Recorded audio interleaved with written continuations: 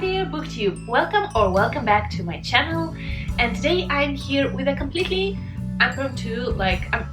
improvised video, and I just felt like I needed to start filming again something, and so here I am. I planned zero, but it's an idea that was just keeping turning and swirling in my mind, so I decided to share with you 3 very random reviews of 3 books that are not interconnected in any way, but that I feel like they would be great for autumn or fall, wherever you want to call it.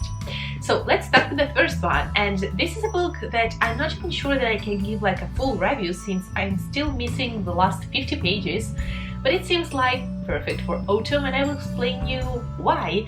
I'm talking about It Takes a Witch by Heather Lake. This is the first one in a cozy mystery series that is set in a little town near to Salem in our days, and we're following Darcy, who is a witchcrafter. So in this book we have this village where a lot of witches live, and every witch has a different power, every family of witches has a different power, and she's a witchcrafter, which means that she literally can make your wishes come true if you say so, if you ask it with real intention, you're pure of heart and stuff like that. And you have a lot of rules, a lot of things to follow in order not to break the rules.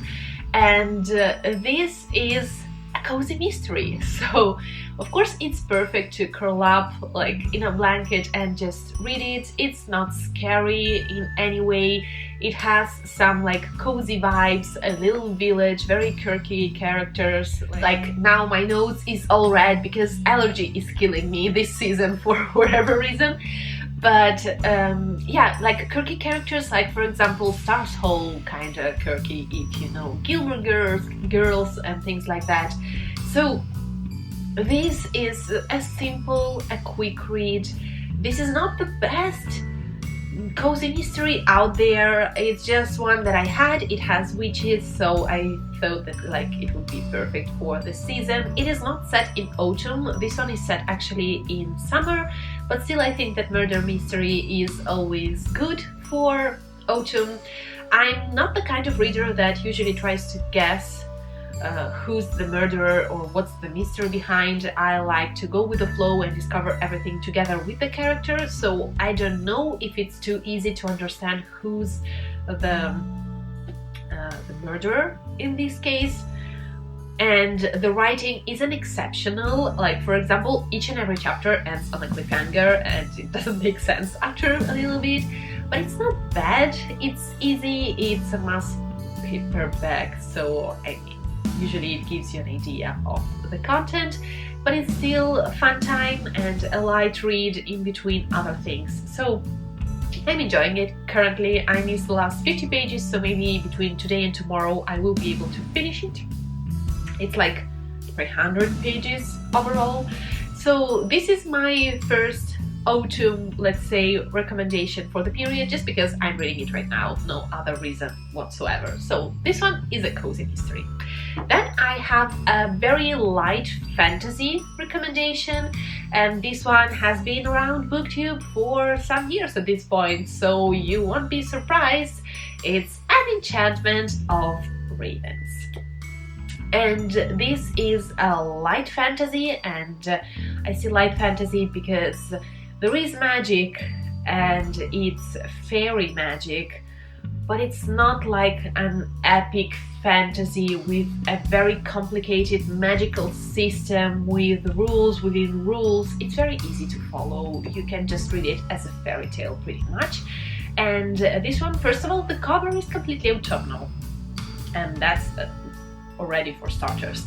And then the content too really screams autumn, because in this one we're following our main protagonist, who is an 18 years old, I believe, or 19 or 18, whatever, a very young woman who is a famous painter, and she's very famous for her craft, even among the fairy folk.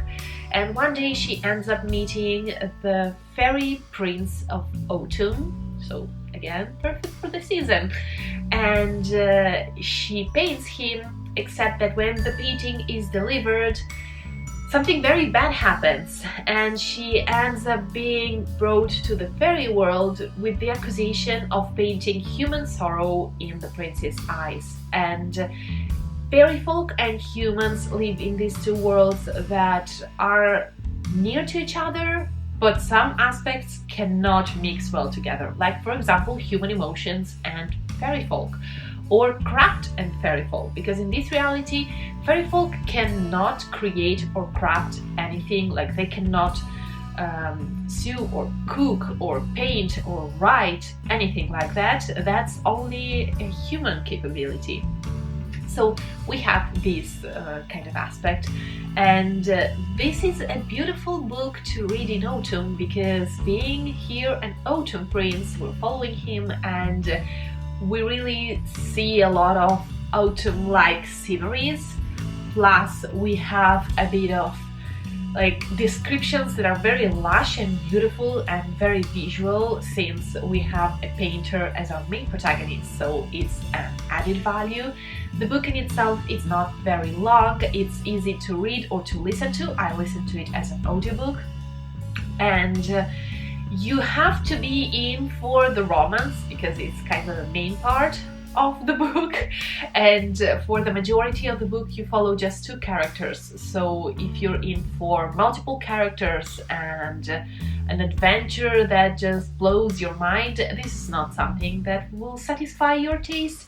But if you're in for something a little bit more mild but still pleasant and enjoyable, with fairies and an easy romance, even if for me it was a bit considering the age of the main protagonist, it really makes me uncomfortable recently, the idea that we have all of these YAs in which we have like a 16, 17, 18 years old girl, like Twilight style, and then this love interest that's like ages, centuries old. It just doesn't make much sense to me. It's very strange. It doesn't ring well. So yeah, that's my only thing to say. But this is a great autumn read, perfect for transitioning from summer to autumn, or just to read in between your spooky things to kind of settle things up and create a nice autumnal atmosphere.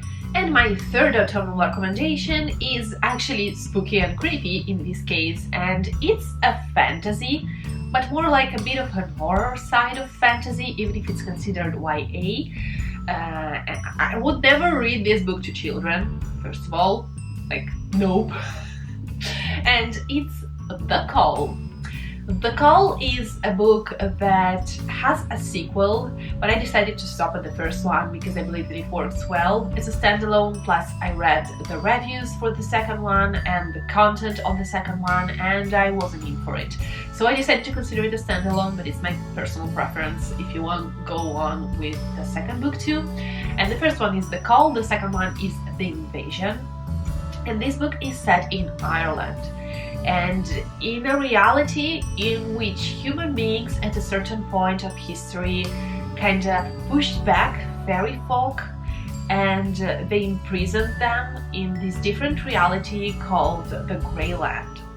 And human beings, of course, are living in our world, except that fairies were not okay with it, of course, and they decided to get revenge. And so there is something that is called the call that affects all of human beings when they are teenagers, from the age of 11, 12, I believe, till they are kind of 18, 19. So during that age span, what happens is that each and every person, teenager, is called. So he disappears from our world for 3 minutes exactly, and so they end up in the fairy folk realm, but in Grey Lands, in the fairy folk realm, a full day goes on during the 3 minutes that they are absent in our world. And during that day, they've been hunted and attacked and played with and tortured and killed, and wherever you can imagine that bad can happen, it happens, kind of. Plus, fairy folk has this twisted sense of humor, so they kind of torture and do things to bodies that are very gruesome and very graphic and very horrible. So if you're in for something spooky and creepy and an added value for this one, like it's similar to the idea of the Hunger Games, except in the Hunger Games you have a limited amount of people that live and go through this trauma. Here it's each and every teenager in Ireland, each and everyone. Plus, Ireland now is completely isolated from the rest of the world, so they cannot have help from outside. You cannot move out of Ireland. You're forced to live there, and they are having, of course, a decrease in population growth because people don't want to make babies anymore, because who want to have a child that has to go through that thing. So it's gruesome, it's horrible. It's fascinating with this impending sense of doom, because you are following a group of characters and you never know who and when will be called and what will happen to them on the other side. So I really enjoyed that aspect, and I think that it worked really well as an audiobook. So again, I listened to it. If you're interested, give it a try. And yeah, overall it satisfied my need for something spooky and a bit more horror, because I'm a chicken. I'm afraid. Like The Ring, the movie, scares me to death. I had nightmares for ages after that one when I was little. So yeah, that's my level of scariness. That scares me out of my skin.